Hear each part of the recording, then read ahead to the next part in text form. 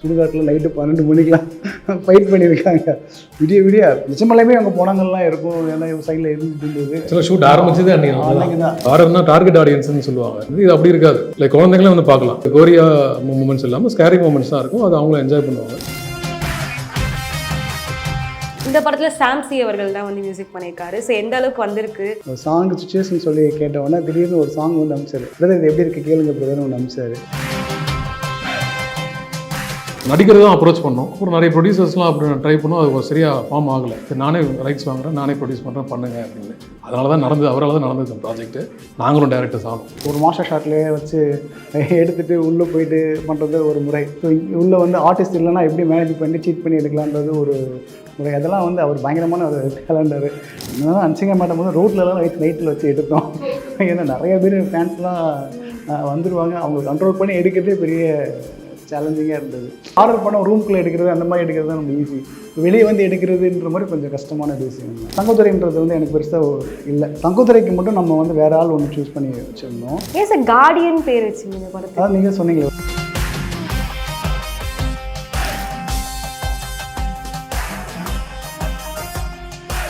Starting with KS Ravikumar sir கூட 10 இயர்ஸாக நீங்கள் 2 பேருமே வந்து அசிஸ்டன்ட் டிரெக்டராக ஒர்க் பண்ணியிருக்கீங்க.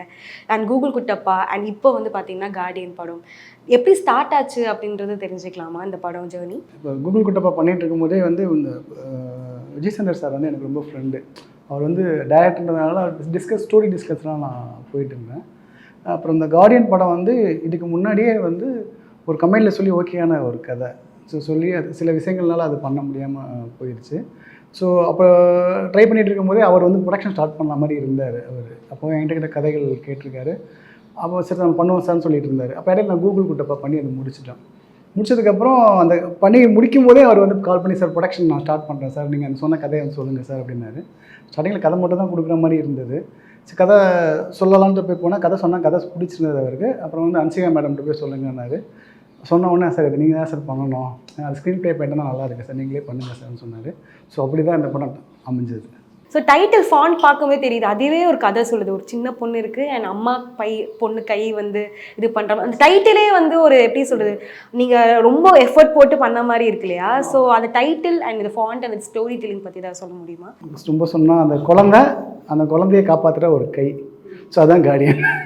நிச்சயத்தான் நீங்கள் படம் பாருங்கள், நல்லா தெரியும். ரிவீல் பண்ண வேணான்னு பார்க்குறேன். இப்போ நிறைய ஹாரர் ஃபிலிம்ஸ் இப்போ வந்து ஒரு சைடில் வந்து பார்த்தோம்னா ஹாரர் ஃபிலிம்ஸ் மட்டுமே வந்தது.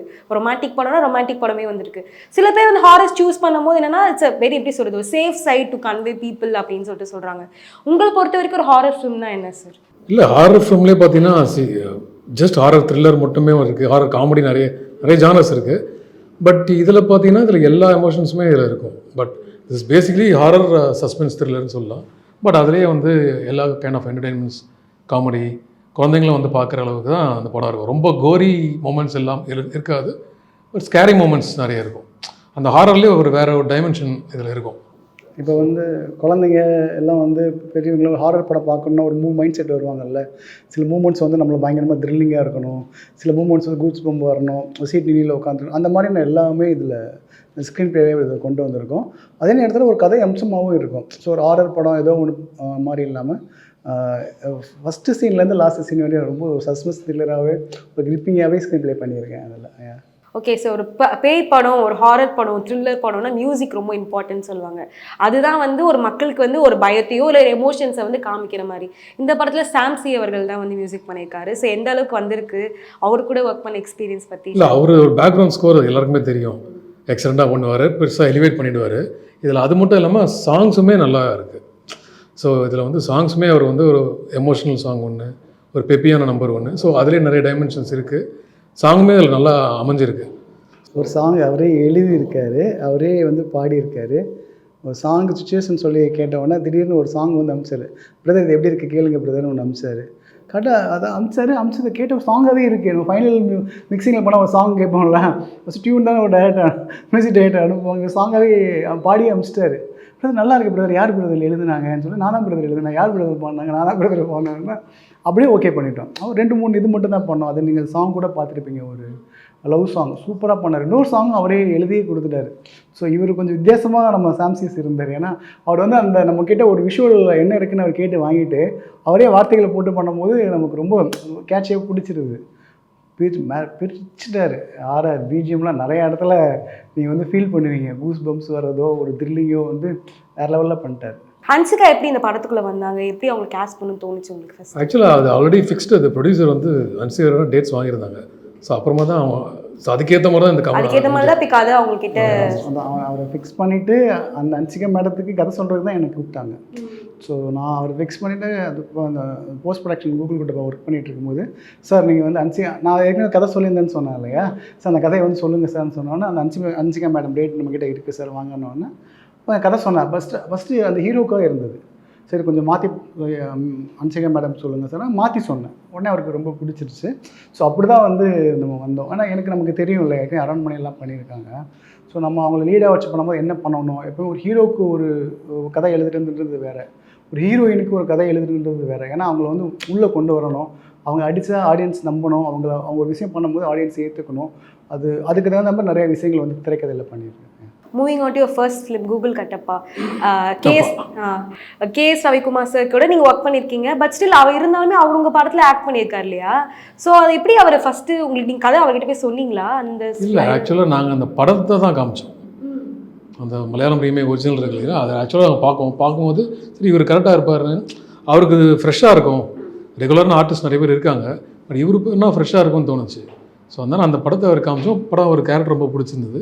ஸோ நடிக்கிறது தான் அப்ரோச் பண்ணோம். அப்புறம் நிறைய ப்ரொடியூசர்ஸ்லாம் அப்படி நான் ட்ரை பண்ணோம், அது ஒரு சரியாக ஃபார்ம் ஆகலை. அப்புறம் ஹீ கேம் ஆன் போர்ட். சரி நானே ரைட்ஸ் வாங்குறேன், நானே ப்ரொடியூஸ் பண்ணுறேன், பண்ணுங்க அப்படின்னு. அதனால தான் நடந்தது, அவரால் தான் நடந்தது இந்த ப்ராஜெக்ட்டு. நாங்களும் டேரக்டர்ஸ் ஆனோம். So one thing you learn from KS Ravikumar சார்னா நீங்கள்? Not one thing, lot of things we learn from him. Like என்னென்னா எல்லாருக்குமே தெரிஞ்ச விஷயம்னா அவர் ப்ரொடியூசர்ஸ் டைரக்டர், எவ்வளோ பக்காவாக வந்து சொன்ன பட்ஜெட்டுக்குள்ளே பண்ணணுன்றது அது ஒன்று கற்றுக்கிட்டோம். டைமை வேஸ்ட் பண்ணக்கூடாது, ஆர்டிஸ்ட் டைமையும் டேட்ஸ் வேஸ்ட் பண்ணக்கூடாது. அது எவ்வளோ காம்பினேஷனாக இருந்தாலும் எப்படி வந்து மேனேஜ் பண்ணி பண்ணணுன்றது நான் கற்றுக்கிட்டோம் ஒன்று. அது தாண்டி வந்து ஜென்ரலாக ஒரு ப்ராப்ளம் ஒன்று சொல்லுவார், concentration is the only secret of success அப்படின்னு சொல்லி. கான்சன்ட்ரேஷன் இருந்துட்டாலே உங்களுக்கு வந்து டெடிகேஷன், சின்சியாரிட்டி இது எல்லாமே வந்து ஆட்டோமேட்டிக்காக நீங்கள் வந்து கரெக்டாக வேலையை செஞ்சுருவீங்க அப்படின்னு. ஸோ அதை நான் அப்படியே ஃபாலோ பண்ணுறோம். அண்ட் மோரோவர் அவர் கூட ஒர்க் பண்ண அந்த எக்ஸ்பீரியன்ஸ். ஓகே சார், நீங்கள் ப்ரொடியூசர் டைரக்டர் இருக்கீங்க. நான் எப்போயுமே வந்து இந்த ப்ரொடியூசரை காப்பாற்றணும் அப்படின்ற மாதிரி அவரோட தாட்ஸ் எப்போயுமே ஓடிட்டுருக்கும். ஸ்பாட்டில் ஒரு டைம் கூட வேஸ்ட் பண்ண மாட்டார். ஸோ நம்ம ஷூட்டிங் ஸ்பாட்லேயே அதான் சொல்லுவாங்க, என்ன சார் ஒரு 5 நிமிட்ஸ் கூட நீங்கள் ஃபாஸ்ட்டாக பண்ணிட்டுருக்கீங்கன்னா அங்கேருந்து வந்தது தான். ஸோ ஒரு கால்குலேஷனு இவ்வளோ இதுக்குள்ள முடிச்சு கொடுக்கணும் அப்படின்ற மாதிரி அதெல்லாம் நிறைய விஷயம் கற்றுட்டோம். அது மட்டும் இல்லை, அவர் வந்து ஒரு யூனிவர்சிட்டி மாதிரி, ஒரு பல்கலைக்கழகம் மாதிரி, ஒரு ஆர்டிஸ்ட் வந்தாலும் வராட்டியுமே வந்து அவர் வந்து அந்த டைம் வேஸ்ட் பண்ணாமல் ஷூட் பண்ணுவார். நிறைய ஒரு நுணுக்கங்கள்லாம் அவர்கிட்ட கற்றுக்கிட்டோம், சொல்ல முடியாது. அது சினிமாவாக பண்ணும்போது ஒரு மாஸ்டர் ஷாட்லேயே வச்சு எடுத்துகிட்டு உள்ளே போயிட்டு பண்ணுறது ஒரு முறை. ஸோ உள்ளே வந்து ஆர்டிஸ்ட் இல்லைன்னா எப்படி மேனேஜ் பண்ணி சீட் பண்ணி எடுக்கலான்றது ஒரு முறை. அதெல்லாம் வந்து அவர் பயங்கரமான ஒரு டேலண்டர், பயங்கரமாக பண்ணிடுவார், ஈஸியாக பண்ணுவார். அதெல்லாம் நிறைய விஷயங்கள் கற்றுக்கிட்டோம். ஸோ என்னென்னா ஒரு ப்ரொடியூசரை வந்து நமக்கு முதலாளி அவங்க தான், அவங்களும் போட்ட காசு திருப்பி விடுறதுக்கு என்ன பண்ணணும், பட்ஜெட்டில் முடிக்கணுன்ற அந்த விஷயம் அவர்கிட்ட இருந்தது.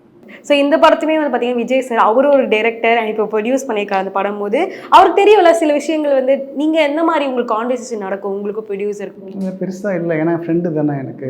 ஃப்ரெண்டும் கூட நானும் அவரும் ரொம்ப டிஸ்கஷன்லாம் பண்ணியிருக்கிறதுனால ஸோ என்னென்னா எனக்கு ஒரு வேவ் லென்த் கரெக்டாக இருந்தது. அதனால் வந்து அவர் என்னென்னா ஒரு சில விஷயங்கள் வந்து அவர் நம்மளை வந்து கேட்க விடலை. ஏன்னா சாம்சிஎஸ்ன்னு பெரிய மியூசிக் டைரக்டர் கொடுத்துட்டாரு, ரொம்ப சிறப்பாக நடிக்கக்கூடிய ஹன்சிகா மதுவனியை அவங்க கொடுத்துட்டாரு, ஸ்டீமன் சார், அப்புறம் வந்து art director Lalgudi Ilaiyaraaja. So இப்படி வந்து எல்லாருமே பெஸ்ட்டு கொடுக்கும்போது அந்த பிரச்சனையே வரல. நிறைய விஷயங்கள் வந்து அவரே பண்ணி கொடுத்துட்டாரு. அவரோட டைரக்டர்ன்றதுனால கூகுள் குட்டப்பா எங்கள் டைரக்டரும் அதே மாதிரி தான் பண்ணி கொடுத்தாரு. எங்களுக்கு ரெண்டு விஷயமே நடந்தது. ஒரு டைரக்டரே 2 படத்துக்கும் வந்து ப்ரொடியூசராக இருந்ததுனால அவங்களுக்கு தெரியும்ல இந்த காட்சி அமைப்புகள் இதெல்லாம் தேவைன்ற எல்லாமே பண்ணி கொடுத்துட்டாங்க. சுலக்கி. ஓகே சார், நாங்கள் March 8 வரும்போது என்ன எக்ஸ்பெக்ட் பண்ணலாம்? நாங்கள் ஒரு ஆஸ் ஆடியன்ஸாக வந்து படத்தை பார்க்கணும் அப்படின்னா ஒரு full fledged horror, suspense, thriller, ஒரு ஹாரர் ட்ரீட் அப்படின்னு சொல்லலாம். என்னென்னா மெயினாக இது ஹாரர்னா டார்கெட் ஆடியன்ஸ்னு சொல்லுவாங்க. யூத், யங்ஸ்டர்ஸு, ரொம்ப சின்ன பசங்களாம் பார்க்க மாட்டாங்க அப்படின்னு. இது அப்படி இருக்காது. லைக் குழந்தைங்களே வந்து பார்க்கலாம். ஏன்னா அந்தளவுக்கு ஒரு கோரியா மூமெண்ட்ஸ் இல்லாமல் ஸ்கேரி மூமெண்ட்ஸ் தான் இருக்கும். அது அவங்களும் என்ஜாய் பண்ணுவாங்க. ஸோ ஆல் ஏஜ் குரூப்ஸ் பார்க்குற மாதிரியான ஃபுல் ஃப்ளெஜ்ட் என்டர்டெயின்மெண்ட்டாக இருக்கும்.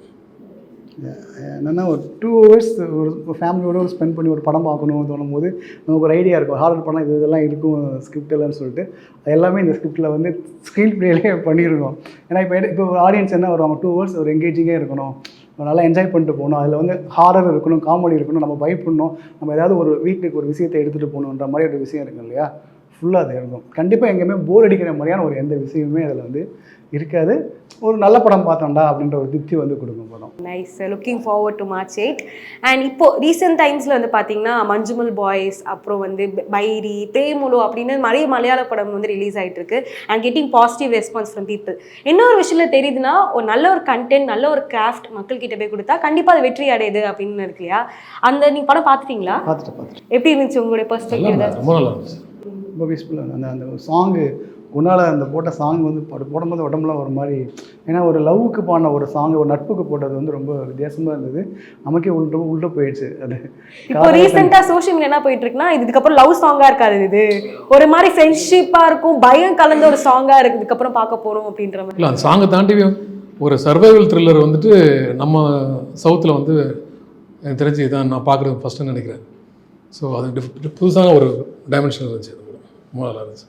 Okay sir, talking about films, ஒரு படம் விச் இன்ஸ்பயர் டு லைக், இப்போ நீங்கள் இடத்துல இருக்கீங்க, டிரெக்டராக இருக்கீங்க, இந்த சீட்டில் உட்காந்துருக்கீங்கன்னா கண்டிப்பாக ஒரு படம் உங்களுக்கு இன்ஸ்பயர் பண்ணியிருக்கோம்ல, அப்படிப்பட்ட படங்கள் ஏதாவது நீங்கள் ஷேர் பண்ண முடியும்? படம் நிறைய படம் இருக்குது, டக்குன்னு சொல்ல முடியாது. நான் வந்து ஈரானிய படங்கள் நிறையா இருக்குது, அப்புறம் வந்து நான் உலக படங்கள் நிறைய படங்கள் இன்ஸ்பயர் ஆகிருக்கு. இப்போ வந்து தமிழ்ன்ற மாதிரி சொல்லி நிறைய படங்கள் ஆகிருக்கு. ஸோ ஒரு படம் மட்டும் சொன்னால் அந்த படம் ஏன் சொல்லுன்ற மாதிரி இருக்கும். நல்ல படம் நிறைய படங்கள் இருக்குது. ஸோ அது இன்ஸ்பயர் ஆகாமல் நம்ம சினிமாவுக்கு வர மாட்டோம். உங்களுக்கு அப்படி தான் ஸ்பெசிஃபிக்காக இல்லை, பிளாக் அண்ட் ஒயிட்லேருந்து இப்போ வரைக்குமே நிறைய படங்கள் இருக்குது, ஸ்பெசிஃபிக்காகனு சொல்ல முடியாது. இப்போ நான் ஹன்சிகா அவங்ககிட்ட வந்து பேசும்போது அவங்க சொல்லியிருந்தாங்க, ஃபர்ஸ்ட் ஸ்டார்டிங்ன்ற போது 2 டிரெக்டர்ஸ் இருக்காங்க, அவங்க எப்படி சிங்கில் இருக்க போகிறாங்க, அவங்களுக்குள்ள வேவ் லென்த் எப்படி இருக்கும் அப்படின்னு எனக்கு நிறைய டவுட் இருந்தது. அதுக்கப்புறமா தெரிஞ்சு அவங்க ஃப்ரெண்ட்ஷிப்பாக இருக்காங்க, 2 பேரும் ஒரே சிங்கில் இருக்காங்க, ஒரே வேவ் லென்த்தில் யோசிக்கிறாங்கன்றப்போ எனக்கு ரொம்ப ஹாப்பியாக இருந்தது. எப்படி 2 பேரும் இந்த ஒரு டிரெக்டர் சேம் கிராஃப்டில் இருக்கீங்க அப்படின்னும் சம்டைம்ஸ் ஈகோ கிளாஷ் ஆகும், சம்டைம்ஸ் வந்து லைக் இருக்கும் இல்லையா, அது எப்படி 2 பேரும் மேனேஜ் பண்ணிக்கிறீங்க ஃபர்ஸ்ட் ஃபிலிம்லேருந்து இப்போ வரைக்கும் கூட? ஆமாம், இல்லை நான் அதை தாண்டி வந்து நாங்கள் கலீக்ஸாக இருக்கிறத தாண்டி நல்ல ஃப்ரெண்ட்ஸ் 10 இயர்ஸாகவே. முதலேருந்தே எனக்கு சரவணனும் எனக்கு நாங்கள் ரொம்ப நல்ல ஃப்ரெண்ட்ஸாக தான் இருந்தோம். ஸோ ஒரே சிங்கில் இருப்போம். படம் பண்ணுறதுக்கு முன்னாடி, அதுக்கு முன்னாடியுமே வந்து டிஸ்கஷனில் இருக்கும் போதே நாங்கள் நிறைய இதுக்கெல்லாம் ஆர்கியூ பண்ணுவோம், வருவோம், சண்டை போடுவோம், அப்புறம் சரியாயிடும், திரும்பி வீட்டுக்கு ஒன்றா கிளம்பி போவோம். ஸோ அந்த மாதிரி கதைக்காக பண்ணுறது வந்து அடிச்சிக்கிறது, சண்டை போடுறது, ஆர்கியூ பண்ணுறது, இதெல்லாம் ஆர்கானிக்கான விஷயங்கள் தான். அது ஜென்ரலாக நடக்கும். பட் ஈகோ எங்களுக்குள்ளே கிடையாது. நான் சொல்கிறது தான் வைக்கணும், இல்லை நீ சொல்கிறது தான் வைக்கணும், அப்படி நல்லா இருந்தால் நான் ஒத்துப்பேன், நான் சொல்கிறது நல்லா இருந்தால் சரவணன் ஒத்துப்பேன். ஸோ அந்த மாதிரி தான். கிளியராக இருக்கும்போது டவுட் வராது. ஏன்னா நம்ம வந்து ஒரு எக்ஸ்பீரியன்ஸ் இருக்குது இல்லையா, இந்த சீன் எப்படி எடுக்கணும், என்ன பண்ணணுன்ட்டு நம்ம டயட் வந்து கிளியராக இருக்கும். அதாவது நமக்கு புரிதல் இருக்கும்போது பிரச்சனை வராது. இது ஹாரர் ஃபிலிம் அப்படின்னு சொல்லும் போது ஒரு எப்படி சொல்கிறது, நைட்டில் ஷூட்டிங் இருக்கும், சம்டைம்ஸ் வந்து கிளைமேட் வந்து லைக் இல்லாமல் இருக்கும். இந்த மாதிரியான சேலஞ்சஸ் ஷூட்டிங் ஸ்பாட்டில் ஆர் நீங்கள் ஏதாவது ஃபேஸ் பண்ண விஷயங்கள் ஏதாவது இருக்கா? இருக்குது, அது மாதிரி இருக்குது. இவங்களே வந்து சுடுகாட்டில் நைட்டு 12 மணிக்கெலாம் ஃபைட் பண்ணியிருக்காங்க. விடிய நிச்சயமாலுமே அவங்க போனாங்கள்லாம் இருக்கும், எல்லாம் சைடில் இருந்துட்டு இருந்தது. சில ஷூட் ஆரம்பிச்சது அன்றைக்கி தான் ஃபஸ்ட்டு நான் ஆரம்பிச்சது கிரேவியரில் ரொம்ப ஹார்ட் ஒர்க் பண்ணாங்க. அவங்களும் வந்து ரோப் போட்டு எடுத்து அந்த பணத்துக்கு அந்த என்ன சொல்லுவாங்க, அந்த அதுக்கு மேலெலாம் நின்று பறந்து வந்தெல்லாம் அடிச்சிருக்காங்க, ரோப் போட்டு ஹார்ட் ஒர்க் பண்ணியிருக்காங்க. ஸோ ஹன்சிகா மேடம் சரி, மொட்டராஜேந்திரன் சார், தங்கதுரை அவர், அப்புறம் ஸ்டீமன் சார், இன்னொன்று வந்து சுரேஷ் மேனன் சார், அவரும் நைட் ஒர்க்கெலாம் பண்ணார். எல்லாமே கொஞ்சம் ஏஜ்டான அவரு பர்சன் தான். அந்த காலையில் ஒரு ஷூட்டிங் போயிட்டு நைட்டு வந்து பண்ணி கொடுத்தாங்க. இது மாதிரி நிறைய நைட் சீக்வன்ஸ்லாம் இருந்தது. என்னன்னா ஹன்சிகா மேடம் வந்து ரோட்லலாம் நைட்டில் வச்சு எடுத்தோம். ஏன்னா நிறைய பேர் ஃபேன்ஸ்லாம் வந்துடுவாங்க, அவங்களுக்கு கண்ட்ரோல் பண்ணி எடுக்கிறதே பெரிய சேலஞ்சிங்காக இருந்தது. ஸோ வெளியே ஆர்டர் பண்ண ரூம்குள்ளே எடுக்கிறது, அந்த மாதிரி எடுக்கிறது தான் ரொம்ப ஈஸி. வெளியே வந்து எடுக்கிறதுன்ற மாதிரி கொஞ்சம் கஷ்டமான ஒரு விஷயம் தான். நல்ல எக்ஸ்பீரியன்ஸ் இருந்தது. அதே மாதிரி ஸ்டீமன் சாரும் நல்லா கோஆப்ரேட் பண்ணார். ஸோ அவருக்கு இடையில ஒரு சின்ன ஒரு அடி ஒன்று பட்டுச்சு அன்றைக்கி ஷூட்டிங்கில். அதுதான் கடைசி நாள் அன்றைக்கி. ஸோ எல்லாம் பேக்கப் பண்ணும்போது எல்லா ஆர்டிஸ்ட் டேட் இருந்தது. ஸோ அவர் நினச்சிருந்தா நான் எல்லாம் எனக்கு முடியலன்னு சொல்லிட்டு போயிருக்கலாம். ஸோ அந்த வலியும் கொடுத்துக்கிட்டு அவர் வந்து நடிச்சு கொடுத்துட்டு போனார். ஸோ ரொம்ப கிரேட்டு. மேடம் டெடிகேஷனாக பண்ணார். இந்த சூஸிங் இந்த கேஸ்ட் இருக்குல்ல, தங்கதுரை அண்ட் மொட்டராஜேந்திரன், இவருக்கு இந்த கேரக்டர் கரெக்டாக இருக்கும் அப்படின்னு எப்படி உங்களுக்கு தோணுச்சு? அது எழுதும் போதே இவங்க தான் அப்படின்னு சூஸ் பண்ணிட்டீங்க? தங்கதுரைக்கு மட்டும் நம்ம வந்து வேற ஆள் ஒன்று சூஸ் பண்ணி வச்சுருந்தோம். இவர்கிட்ட விஜய் சார்கிட்ட வந்து கதை சொல்லும்போது அந்த சார் இந்த கேரக்டர் வந்து தங்கதுரை கரெக்டாக இருப்பார் சார்னு எனக்கு தங்கதுரைன்றது வந்து எனக்கு பெருசாக இல்லை. சரி ஓகே என்ன சார் சொல்கிறீங்க? நான் இல்லை சார் நான் வர வைக்கிறேன். அவர் வாலில் நடிச்சிருக்காரு போட்டிருக்கு. சரி வாங்க சார் நீங்கள் பாருங்கள் சார்னோடனே அப்போ தங்கதுரையை கூப்பிட்டு காமிச்சாங்க. அவர் பார்த்து பேசின உடனே புரிஞ்சிருச்சு இந்த கேரக்டர் கரெக்டாக தான் இருப்பாருன்ட்டு. ஒரு இன்னசென்ட்டாக ஒரு மாதிரி ஒரு ரவுடிங்கும் பொருந்தவர், இன்னசென்ட்டுக்கும் பொருந்தவர். அவர் அப்படியே கமெடியானார். மொட்டை இருந்தது சார். மிச்ச ஆர்டிஸ்ட்லாம் நாங்கள் ஆல்ரெடி ஸ்கிரிப்டில் இருந்தது தான் அப்படியே ஃபிக்ஸ் பண்ணோம். எழுதும் போதே இவங்க ஒரு பேர் போட்டு இருப்பாங்க, அவங்க எல்லாருமே கிடச்சிட்டாங்க. ஸ்டார்டிங் ஃபர்ஸ்ட் ஃபிலிம் லைக் வந்து அது கேஸ்டிங் ரொம்ப வந்து எப்படி சொல்ல ட்ரெண்டில் இருக்கவங்களா பிக்கப் பண்ணீங்க. தருண், அதுக்கப்புறம் லாஸ்லியா அப்படின்னு எப்படி அதை சூஸ் பண்ணீங்க? ஃபஸ்ட்டு படம் இவங்களுக்கு இதுதான் கரெக்டாக இருப்பாங்க அப்படின்ற ஒரு மைண்ட் செட் எப்படி வந்துச்சு உங்களுக்கு? இல்லை அது பார்த்தீங்கன்னா லாஸ்ட்லியா வந்து எங்கள் டைரக்டர் தான் வந்து அந்த ஐடியா சொன்னார் ஆக்சுவலாக. ஏன்னா அது ஸ்ரீலங்கன் ஆக்சென்ட் அவங்களுக்கு இருக்குன்றதுனால. ஸோ நான் கதைப்படி ஆக்சுவலாக ஒரிஜினலில் வேறு மாதிரி இருக்கும், ஸ்ரீலங்கில் தான் இங்கே வரா மாதிரி தான் கேரக்டரே அதில். ஸோ அதான் அவங்க பண்ணால் நல்லாயிருக்கும் அப்படின்னு இருந்துச்சு. அப்புறம் நாங்களும் யோசிச்சு பார்த்தா அது கரெக்டாக இருந்தது. ஸோ அந்த மாதிரி அதுக்கப்புறம் மற்ற கேஸ்டிங் எல்லாமே நாங்கள் சூஸ் பண்ணி நாங்கள் கேட்டவங்க எல்லாருமே கொடுத்துட்டாரு.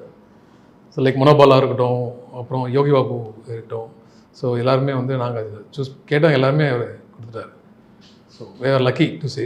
ஆக்சுவலி நான் என்ன பார்க்குறேன்னா ரீமேக் படம் வந்து சில பேர் தான் ஓகேவா எடுப்பாங்க. பட் ஆனால் ரொம்ப நல்லா இருந்தது. ரீமேக்னே சொல்ல முடியாது. எஸ் கண்டிப்பாக அது ஸ்க்ரீன் பிளே ரொம்ப டைம் கொஞ்சம் கிடச்சிச்சு அது பண்ணுறதுக்கு. இடையில கொஞ்சம் கோவிட் மாதிரி இருந்துச்சு. அது மாதிரி நம்ம லவ் போர்ஷன்ஸு அந்த ஓல்டு லவ்வில் இருக்கிற ஒரு சில சீன்ஸ் எல்லாமே அதில் இல்லை. ஸோ சாங்லாம் வச்சு என்ன பெட்டர்மெண்ட் பண்ண முடியும் அது வந்து. ஏன்னா எங்கள் டைரக்டர் வந்து ஒரு லவ் பண்ணுறாரு அப்படின்றத தாண்டி அந்த கேரக்டர் ஒரு லவ் பண்ணுறாங்க. அது எவ்வளோ ரொம்ப அந்த சைடு போயிடக்கூடாது, இந்த சைடு போயிடக்கூடாது. அந்த சைடு போனால் ரொம்ப ஒரு தப்பாக போயிடும். கொஞ்சம் ஒரு ரெண்டு நியூட்ரலாக இருக்கணுன்ற மாதிரி அதெல்லாம் ரொம்ப பேர் ஃபோன் பண்ணி அதெல்லாம் நல்லா இருக்குன்ற மாதிரி சொன்னாங்க. இவங்க 2 பேருக்குள்ள ஒரு ரிலேஷன்ஷிப் எல்லாமே வந்து ஒரு கேப் கிடச்சினாலும் அது இன்னும் கொஞ்சம் பெட்டர்மெண்ட் பண்ணோம். ஸோ காமெடியாக இருக்கட்டும், இப்போ வந்து யோகி பாபு சாரை கொண்டு வந்ததாக இருக்கட்டும், எல்லாமே வந்து ஒரு ஜனரஞ்சகமான படமாக இருக்கணுன்ற மாதிரி அதை பண்ணோம். இப்போயும் வந்து கலர்ஸ் டிவிலையோ இல்லை ஆகாவிலையோ நிறைய பேர் படம் பார்த்துட்டு டெய்லி ஒரு 5 பேர் 6 பேராச்சும் கால் பண்ணிடுவாங்க. இன்னொன்று என்னென்னா அவங்க ஃபோன் பண்ணுறதோடு இல்லாமல் நம்ம குழந்தைங்கிட்ட கேட்டு எங்கள் பொண்ணு வந்து பையன் வந்து பேசுறதுன்னு சொல்கிறாங்கன்னு சொல்லி கொடுத்தாங்க. ரெக்கார்ட்லாம் பண்ணி வச்சுருக்கேன். பசங்க சொல்கிறது சார் அந்த ரோபோ ஏன் கொன்னீங்க ஏன் அப்படின்லாம் கேட்குறாங்க. ஸோ அவங்க வந்து அந்த ரோபோ வந்து அந்த பையனாகவே நினச்சிட்டாங்க. அது ரொம்ப சந்தோஷமாக இருக்குது. ஸோ இல்லை இப்போயும் அந்த படம் வந்து ஹிட்டு எப்போ போட்டாலும் கிட்ஸுங்க உட்காந்துடுறாங்க. ஏன்னா ஃப்ரீக்வெண்ட்டாக நிறைய போட்டுட்ருக்காங்க. டிஆர்பி இருக்கிறதுனால தான் போடுறாங்க.